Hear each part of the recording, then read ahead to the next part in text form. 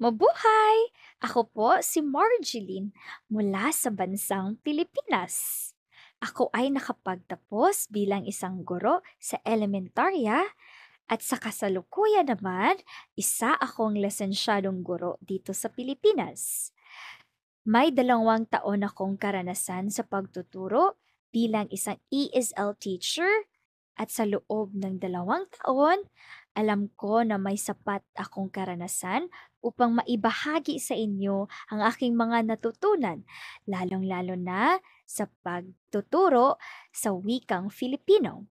Naniniwala ako na tayong lahat ay may karapatan na matuto, lalong-lalo na sa iba't ibang wika dito sa mundo.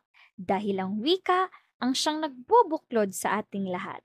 At ito ang susi sa ating pagkakaisa.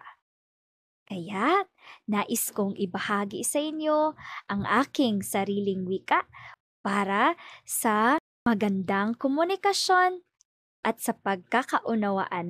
Yan naman po, maraming salamat.